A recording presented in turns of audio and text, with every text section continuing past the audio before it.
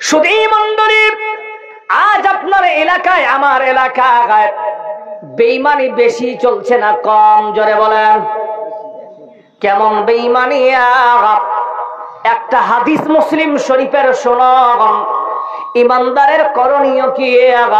ইমানদারের যদি এই রকম পদ্ধতি অবলম্বন করে, বান্দার ঈমান থাকবে। আর বান্দা যদি বেঈমানি রাস্তা অতিক্রম করে, ওই বান্দার ঈমান থাকবে কি থাকবে না আল্লাহই ভালো জানেন। মুসলিম শরীফ তৃতীয় খণ্ড হাদিস নাম্বার 63 এবং 65 নাম্বার পৃষ্ঠায় লেখা আছে। শুধু মণ্ডলী, আল্লাহর নবী বলতেছেন, বনি ইসরাইলের জামানায় দুইজন ব্যক্তি ছিল, একজন ক্রেতা আর একজন বিক্রেতা। জমি ক্রেতা বিক্রেতা মনে করেন এই জমিতে একজন বিক্রি করবে, ক্রেতা খরিদ করবে। খরিদ করার পর ওই বান্দা করলেন কি? ওই বান্দা করলেন জমিতে হাল চাষ করবে। এখন ভুট্টা লাগানোর সময় কিনা? জোরে বলেন। এখন ইরি ধান লাগানোর সময়। বান্দা হাল চাষ করবে কিনা? জোরে বলেন।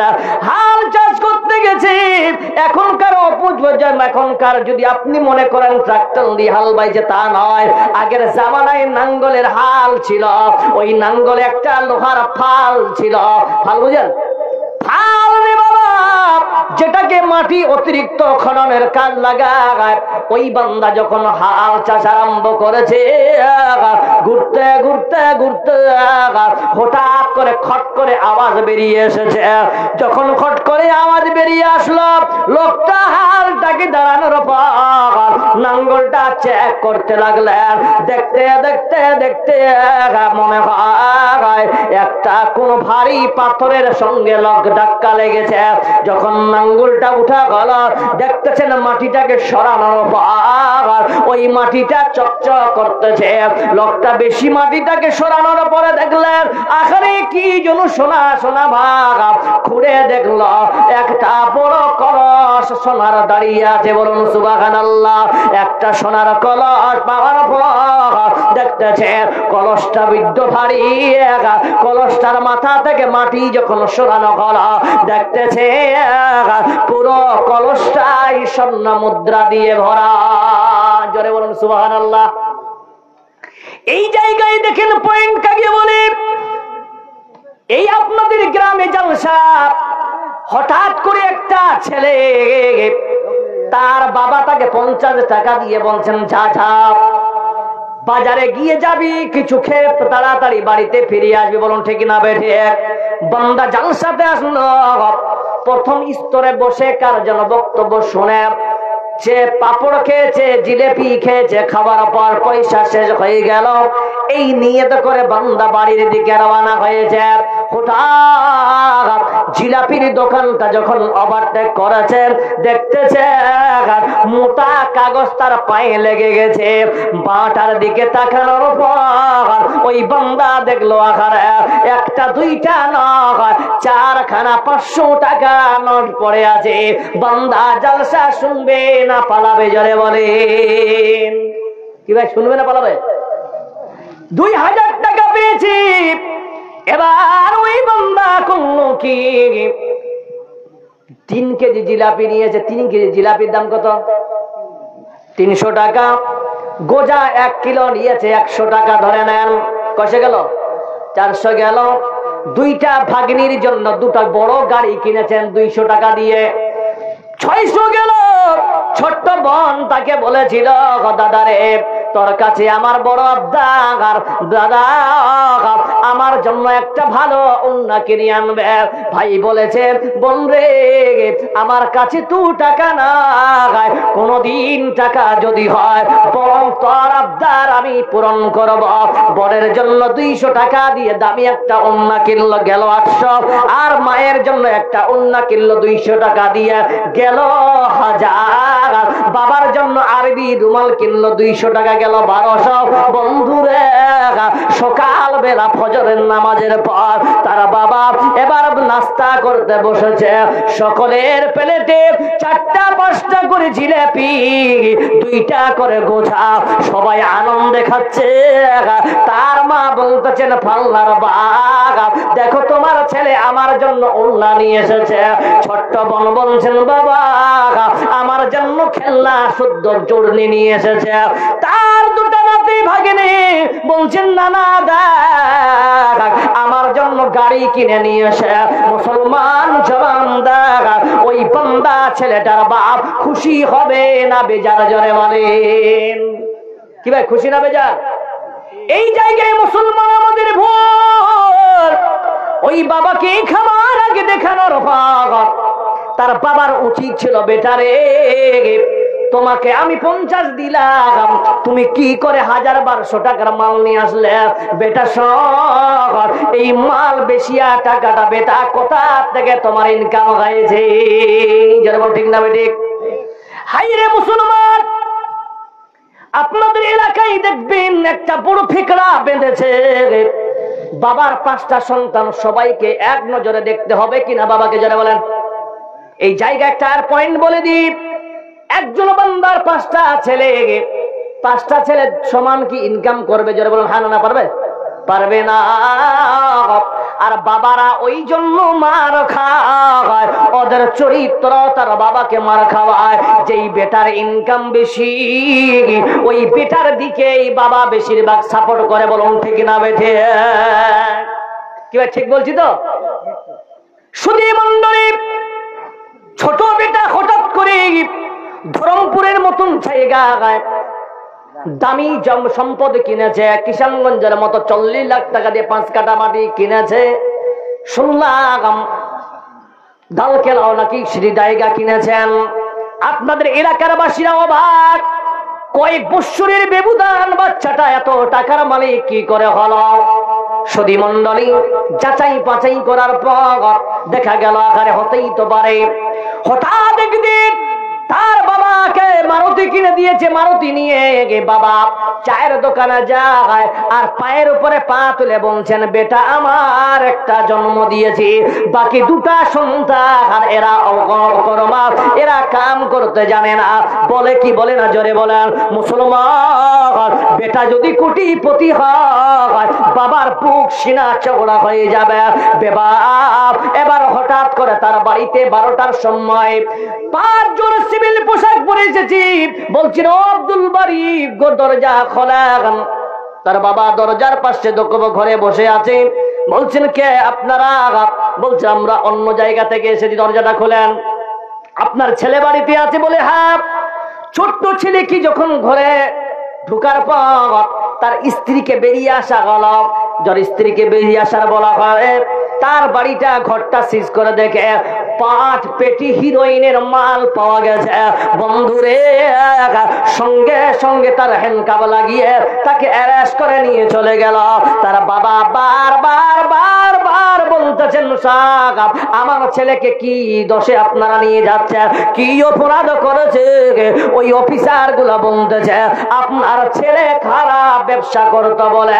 আপনার ছেলে কয়েকদিন আমাদের নজরে থাকার কথা ছিল, কিন্তু আজকে হাতে নাতে ধরা পড়েছি। ওই বাবা তারপরের দিনে মারুতি নিয়ে যাবে না, ওই বান্দা যাবে সিম্পল চা খেয়ে। বলছেন, বাবা কান্না করেন কেন? বলছে, আপনার ছেলে তো কোটি টাকা পেয়েছে, কোটি টাকার মালিক, তবু আপনি এত চিন্তা করছেন কেন? ওই বাবার মুখ থেকে বের হবে, ওটা আমার ছেলে না, ওটা হলো আমার কুলাঙ্গার ছেলে। জনে বলুন ঠিক না বেঠে? হাইরে মুসলমান, মানুষের চরিত্র তো গিরগিটির মতো, খারাই ভালো খারাই খারাপ, দিতে পারলে ভালো আর দিতে না পারলে আপনি খারাপ। हकीकत से दुनिया बेखबर है, दुनिया की नुमाइश पर नजर है। नमी गोयम के आज दुनिया जुदा बाग बहर कार के बाशी बा खुदा बा। জোরে সরে বলো না হারাই থাকবে। সুধী মন্ডলী, সেই বান্দা বাপকে চিন্তা করার দরকার ছিল, বেটারা 50 টাকা দিলাম কেন 1200 টাকার মাল আসলো? আল্লাহ এর উত্তরে কোরআন দিয়ে উত্তর দিতেছে, ইয়া আইয়ুহাল্লাযীনা আমানু ইয়া আইয়ুহাল্লাযীনা আমানু কুলু মিন তাইয়্যিবাতিম মা রাযাকনাকুম ওয়াশকুরু লিল্লাহি ইন কুনতুম ইয়্যাহু তা'বুদুন। বান্দারে, যারাই তোমরা ঈমানদার হবে তোমাদের খাওয়াটাও যেন হালাল হয়। জোরে বলুন সুবহানাল্লাহ। এই আয়াতটা এই জায়গায় রাখেন, এবার ওই ওয়াকিয়ার দিকে নিয়ে যায়। ওই বান্দা চিন্তা করলো, আরে এই সোনার কলস পেয়েছি, স্বর্ণ মুদ্রা দিয়ে ভরা, আপনার আমার মতো লোভী যদি মানুষ হয় নিয়ে তাকে ঢাকিয়ে কি করে বাড়িতে নিয়ে যাওয়া যাবে? বলো ঠিক না বেঠিক? সঙ্গে সঙ্গে হাল ছেড়ে দিয়ে ওই বান্দা ওই বিক্রেতার বাড়িতে চলে গেলেন। বিক্রেতার বাড়িতে গিয়ে দাস্তাক দিতেছেন, ভাইজান বাড়িতে আছেন? বলে কে? বলছে কালকে যে আপনার জমিনটা ক্রয় করলাম আমি সেই ক্রেতা। বলছেন কি হলো? বলছে দয়া করে আপনি একটু বেরিয়ে আসেন। বাড়ি থেকে মেন গেট থেকে বের হওয়ার পর ওই বান্দা করলো কি? বলছেন কি হয়েছে বলেন? বলছেন বন্ধু, এই যে কলস আপনার জমিনের ভিতর থেকে বেরিয়েছে, আপনার সঙ্গে মুমিনের কেমন তাকাজা, মুমিন বান্দার কেমন জিন্দেগি হবে দেখেন। ওই বান্দা বলতেছেন জমিনটা আমি ক্রয় করেছি, উপর লেভেলের সঙ্গে আপনার দাম হয়েছে, কিন্তু ভিতরের জমিনে এত মাল সম্পদ আছে, এই মাল সম্পদের তো আপনার সঙ্গে আমার লেনদেন হয়নি। জরে সরে বরং মহব্বতে নারাই থাকবে।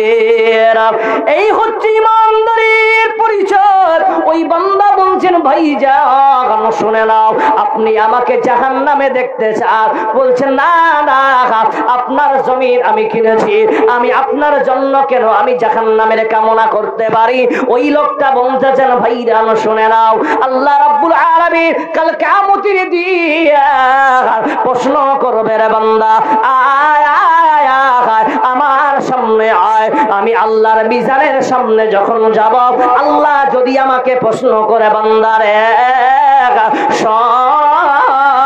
শোনে না, তুমি জমিনটা বিক্রি করেছিলে, তুমি তো জমিনটার টাকা উপযুক্ত পেয়েছ, তাহলে তুমি কেন মালটা হাতাতে গেলে, কেন সোনার কলস নিতে গেলে? ওই সময় আল্লাহ যদি আমাকে বলে বান্দা তোমার সমস্ত আমল আমার পছন্দ ছিল, কিন্তু এই আমলটা আমি পছন্দ করি নাই বান্দা, এই আমলটা খারাপের জন্য তোমার ঠিকানা আমি জাহান্নামে দিয়ে দেব। আল্লাহ যদি নারাজ হয়ে যায় বাইরে, আমার ঠিকানা নির্ঘাত জাহান্নামে হবে। এই কথাটা ওই ক্রেতাও বলছেন ভাইজান আমিও পরকালের ভয় করতেছি, কারণ আল্লাহ যদি নারাজ হয়ে যায় আমাকেও জাহান্নামে দিয়ে দেয়। বান্দা তুমি জমিন খরিদ করেছিলে, তুমি তো ভিতরের টাকা দাওনি, উপরের মালের টাকা দিয়েছ, তাহলে কেন মালটা হাতাতে গেলে? বন্ধু ভালো করে শুনে নেন, এই সোনার কলসের ঝুঁকুরা এইরকম নিব না নেন করতে করতে 2 দিন 3 রাত কেটে গেছে। বলুন সুবহানাল্লাহ। আহারে কি করে জবাব দিব? সঙ্গে সঙ্গে তারা কাজী সাহেবের কাছে গেল। কাজী সাহেবের কাছে যাবার পর ওই কাজী সাহেবকে বলতেছেন, কাজী সাহেব ফয়সালা করে দেয়। কাজী সাহেব ফয়সালা করতেছে, ওরে ক্রেতা ওরে বিক্রেতা দুইজনে আসো। ক্রেতাকে বলছে আপনার মেয়ে আছে? বলছেন আছে। বিক্রেতা বলছে আপনার ছেলে আছে? বলছেন হ্যাঁ আছে। বলছেন বন্ধু এই ছেলেটার আপনার মেয়ের সঙ্গে বিয়ে দিয়ে দাও, এই কলসের সমস্যা সমাধান হয়ে যাবে। বলছে কেমন সমাধান হবে? বলছেন এই আপনার ছেলে তো বিয়ে দিলে, মেয়েটাকে বিয়ে দিলে মোহরানা দিতে হয় কি হয় না? জোরে বলেন। আপনাদেরকে মোহরানা আছে? আচ্ছা আচ্ছা, নগদ না বাকি? নগদ বেশি আর বাকি কম। এবার আসেন, অর্ধেক স্বর্ণ মুদ্রা কলসের মেয়েটাকে মোহরানা স্বরূপ দিয়ে দাও, যেটা বাঁচবে এটা তোমরা অলিমা খাওয়াও। কি খাওয়াও? অলিমা। তারপরও যদি বেঁচে যায় এলাকার সমস্ত গরিব মিসকিনকে সাদকা করে দিয়ে। জোরে বলুন সুবহানাল্লাহ। এটা ছিল কিসের? হাদিসের কাজীর ফয়সালা। এবার এই হাদিস থেকে তিনটা জিনিস ভালো করে মাথায় নিয়ে যাবেন। আমি মনে করি বাস তিনটাই সবকিছু। মায়েরা বসে আছেন তো? এক নম্বর, মোহরানা আদায় যদি না করেন, কোরআন বলছে ফাতুন নিসা সাদকাতিহিন্না নিহলা, এটা আল্লাহর আইন কি না? জোরে বলেন। তোমরা মোহরানা আদায় করো। কিন্তু আপনার দিকে জানি না ডিমান্ড চলে। ডিমান্ড চলে খুব না কম? বেশি। আমি বলছি খুব, তার মানে বেশি। বেশি। এখানে যতগুলা লোক আছে, খাস করে ইয়াং জেনারেশন, তোমাদেরকে বলছি, যারা ডিমান্ড নিয়ে বিয়ে করেছে, আমাকে শতকরা 100-র মধ্যে 100 সুখে আছে? আমাকে প্রমাণ দেন। তার বাড়িতে গোলামি করব আছে? যেই যারাই নিয়েছে ডিমান্ড, তাদের বাড়িতে অশান্তি চালু হয়েছে, হয় স্ত্রীর পক্ষ থেকে। বলুন ঠিক না বেঠিক? শান্তি নিতে চান, কোরআনের ছায়া তলে আসেন। কে আপনাকে বলেছে ডিমান্ড নিতে হবে?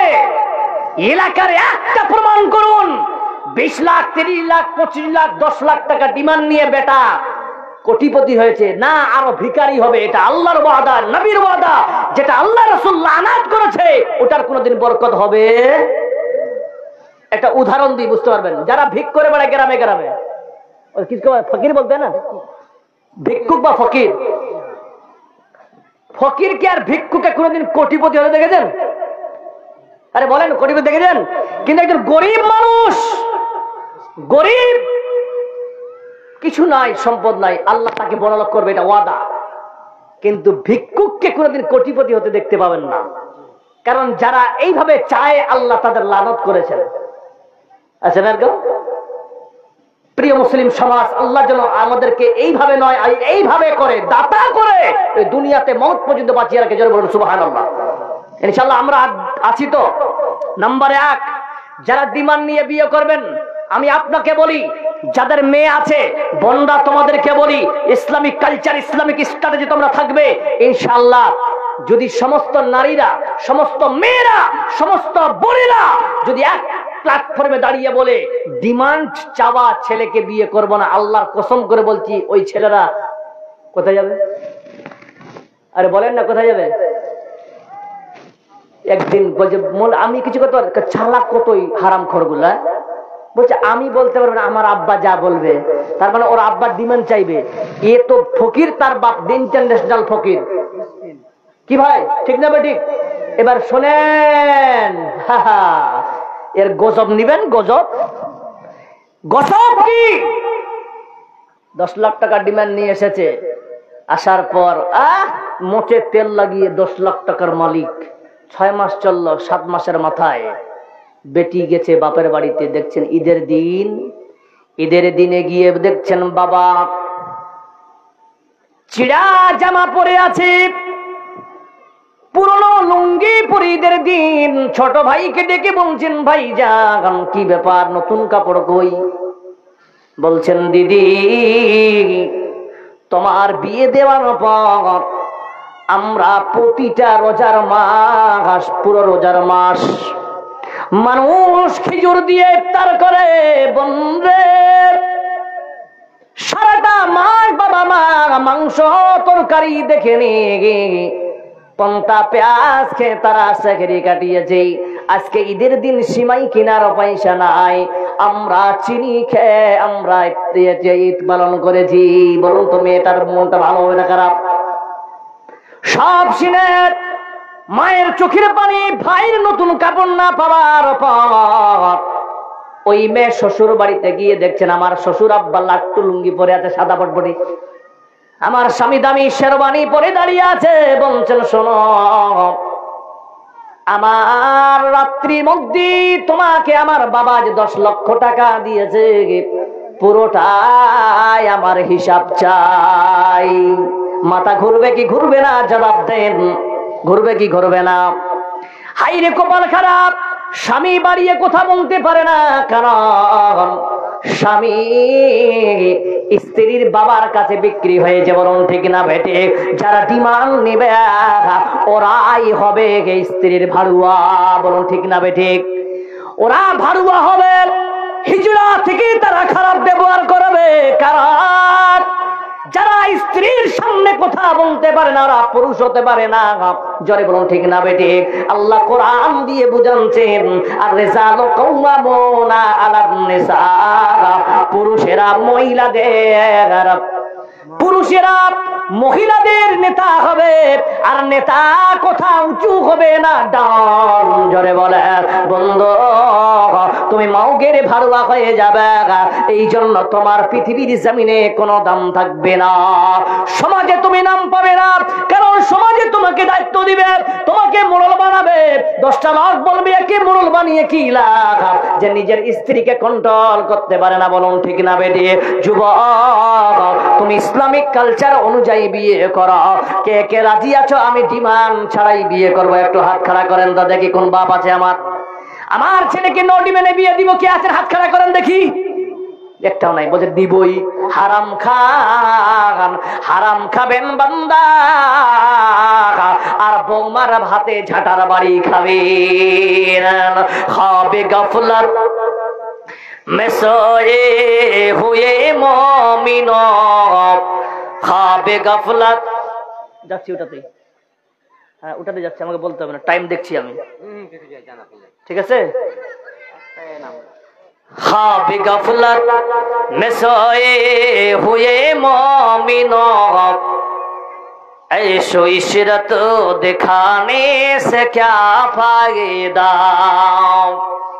आंखों खोलो उठो याद रब को करो, उम्र यूं ही गवाने से क्या फायदा, क्यों अपने रब को जवानी में भूलागे तो, और ताकत के बोते पे फूलागे तो, जब जवानी ढलेगी तो पछताएगा, ऐसे रोने रुलाने से क्या फायदा। আর একটা মেসেজ দিচ্ছি, আপনাদের দিকে বরযাত্রী যায় কম না বেশি? কতগুলো? 200। এত কম কেন? আচ্ছা যারা 200 এর বাড়িতে ভাত চাল নাই? আচ্ছা যতগুলো বরযাত্রী যাতে সবগুলো কি নামাজি? 200-এর মধ্যে মনে হয় 190 জন খাড়ায় পেশাব করা। কি ভাই ঠিক না বেঠিক? খাড়ায় পেশাব করা, গুটকা খর, বিড়ি খর, সিগারেট খর, হারাম খর। বলুন ঠিক না বেঠিক? হারাম খর কেন বললাম? ওই ডিমেন্টের মালের টাকা দিয়ে কিনেছি। এবার আপনি বলবেন যে মৌলভী সাহেব আমার ছেলে যেন হাফেজ হয়, আমার ছেলে যেন মৌলভী। অনেকে আপনাদের এলাকায় পড়তে পড়তে পালিয়ে গেছে না, মাদ্রাসা থেকে পালিয়ে গেছে কিনা? কেন পালালো? কারণ এটাই যে হারাম জিনিস দিয়ে কোনোদিন ভালো মাল তৈরি হবে? হবে হবে না, হবেই না। কোরআন হাদিস মিথ্যা হয়ে যাবে। জি, এক ফোঁটা বিন্দু যদি আপনার রক্ত হারাম হয়, হাদিস মিথ্যা হয়ে যায়, লা ইয়াদখুলুল জান্নাত জাসাদুন গুযিয়া বিল হারাম।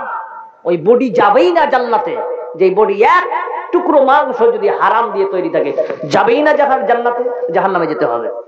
হাদিসটার ব্যাখ্যা শুনে নেবেন। তাহলে কিছু অ্যাডিশনাল সাবজেক্ট রয়েছে। অ্যাডিশনাল সাবজেক্ট কি? অনেক সময় আল্লাহ বড় বড় কিছু যে পাপকে, কিছু সগীরা কবিরা গুনাহকে তওবা করতে মাফ করে দেয়। সগীরা কিছু কিছু জিনিসকে আল্লাহ সুবহানাহু ওয়া তাআলা কিছু এডিশনাল সাবজেক্টের আমল করি আল্লাহ মাফ করে দেয়। বলুন সুবহানাল্লাহ। নবী করিম সাল্লাল্লাহু আলাইহি সাল্লাম বলছেন যে আজ এই বিষয়টা আপনি বলার উদ্দেশ্য হলো একটাই, যে আপনাদেরকে বরযাত্রী আপনারা যাচ্ছেন, ঠিক আছে, তাহলে একবার শুনে নেন। মায়েরা বসে একটা মেসেজ দিয়ে সূরা বুখারী শরীফের 29 নম্বর হাদিস অনুযায়ী নবী করিম সাল্লাল্লাহু আলাইহি সাল্লাম বলছেন যে কোন স্ত্রী যদি তার স্বামীকে এতটুকু কথা বলে যে তুমি আমার জন্য কি করেছো, কথাটা হালকা না ভারী? তুমি এতদিন ধরে আমার জন্য কি করেছো, এই কথাটা যদি কোন স্ত্রী তার স্বামীকে বলে দেয়, আর বিনা মাপ নিয়ে যদি স্ত্রী মারা যায়, স্বামী যদি আগে মারা যায়, স্ত্রী বেঁচে থাকে, স্ত্রী যদি 50,000 মসজিদ তৈরি করে, হাদিসের ব্যাখ্যা বলছি আমি, স্বামীর অসন্তুষ্টি তাকে জাহান্নামে যেতে হয়। বলুন সুবহানাল্লাহ। অত সহজ নয়। এবার মুহাদ্দিসিন লিখেছেন, কোন বান্দি যদি নিজের স্ত্রীকে সন্তুষ্ট করবে, আজকে এটাই মাদের পক্ষে বিশাল বড় জিনিস যে স্বামীর সেবা করেন। লাভটা কি? লাভটা শুনে নেন, তারপরে আমি আমার মূল উদ্দেশ্যে যাব। লাভ হচ্ছে একটাই, যে কোন স্ত্রী যদি জ্যান্ত অবস্থায় নিজের স্বামীকে সন্তুষ্ট করে মারা যায়, তার স্বামী যদি বেঁচে থাকে, স্ত্রী মারা যায়, তার স্বামী যদি আল্লাহকে 1 দিন 2 দিন 3 দিন 4 দিন 5 দিন সালফে সালেহ লিখেছেন, আরে 10 দিন যদি বলে আল্লাহকে, আল্লাহ আমার স্ত্রী আমাকে সন্তুষ্ট করে মারা গেছে, আল্লাহ বলছেন যারে বান্দি তোকে বিনা হিসেবে জান্নাত দিয়ে দিলাম। বলুন সুবহানাল্লাহ। কত সহজে জান্নাতে পাওয়া যাবে। স্ত্রীদের স্বামীর করুক। আর আপনারা এখানে দাঁড়িয়ে আছেন, আমার থেকে অনেক জ্ঞানীরা বসে আছেন, বলুন তো স্ত্রীকে নিয়ে কে কে সুখে আছেন? হাত খাড়া করেন তো। সুখে সুখে শান্তিতে কে কে আছেন? হাত কেনে টান করছে আমি জানি, ওই জায়গায় আমিও আছি। মৌলবি বলে যে আমার বউ খুব ভালো, তার নয়, এই জায়গায় সবাই শালা ফেসে আছি। বলুন ঠিক না বেঠিক? আল্লাহ আমাদেরকে হেফাজত করুক। এবার আসতেছি, মাত্র 15 মিনিট টাইম আপনার কাছে নিব। কিভাবে আপনারা দিতে রাজি আছেন? কে কে রাজি? হাত খাড়া করেন তো। মাশাআল্লাহ। আচ্ছা, কি ঈদগাহ না কবরস্থান? কবরস্থান। আচ্ছা, কবরস্থানের নামে ইনারা জালসা করেছেন। কবরে সবাইকে যেতে হবে। কিভাবে যেতে হবে কিনা? ইন্না লিল্লাহি ওয়া ইন্না ইলাইহি রাজিউন। আমি নিয়ত করেছি, মনে করছি ঈদগার নিয়ত, আমি জলসা করছি আজকে। আমি যদি কবরটা, তার আমি আজ কবরের সম্বন্ধে আলোচনা করতাম। ইন্না লিল্লাহ। আমি মনে করেছি যে আমার 2 তারিখে প্রোগ্রাম আছে এখান থেকে 6-7 কিলোমিটার দূরে, ওখানে মনে করেছি কবর, আর এখানে মনে করেছি ঈদগাহ। উল্টাপাল্টি হয়ে গেছে, নাহলে আমি কবরটাই আজকে বিষয়টা রাখলাম। যাই হোক, ওয়েদার খারাপ। এবার আপনাকে বলি, কবরে কে কে যেতে চান? হাত খাড়া করেন। সবাই যেতে চাইছি। কালকে সবটি কবর ঘুরেন, কালকে ঢুকে যাই সবাই। ঠান্ডার দিন কি করবেন? ঘুরে থাকি। জি, গরম আসলে বেরিয়ে আসবো। জি ভাই, এই কবরস্থান এমন একটা জায়গা, এই জায়গায় সকলকে যেতে হবে। মায়ের পেট থেকে সিরিয়ালে যেমন মানুষ বেড়ে হয়েছে, বড় ভাই মেজকাল ভাই, তার থেকে মেজকাল করতে করতে 7 জন 7 ভাই, লাস্টে ছোটটাকে বলছে সব থেকে ছোট, বলে কি বলে না? তার মানে সিরিয়াল এসেছে দুনিয়াতে, যাবার কোন সিরিয়াল আছে নাই। তো মউত এতটা জিনিস। আল্লাহ নবী সাল্লাল্লাহু আলাইহি ওয়াসাল্লামকে প্রশ্ন করা, ইয়া রাসূলুল্লাহ, মউতকে কত কাছে মনে করব? আল্লাহ নবী সাল্লাল্লাহু আলাইহি ওয়াসাল্লাম বলছেন, ও সাহাবারা, ইমামকে দেখেছো? 5 ওয়াক্ত নামাজ পড়ে ডান দিকে সালাম ফিরবে, বাম দিকে সালাম ফেরার কোনো সময় পাবে না। তো আপনারা মউতকে কেন্দ্র করে এই কবরকে যেতে গেলে এই কমিটি খুব কষ্ট করে আলহামদুলিল্লাহ অতি শীঘ্র একটা জালসার আয়োজন করেছেন। এখানে কোরআনকে কে কে ভালোবাসেন? একটা করে হাত খাড়া করেন তো। কোরআনকে কে কে ভালোবাসেন? মাশাআল্লাহ, সবাই সবাই। আমি দোয়া করব সবাই। মাশাআল্লাহ।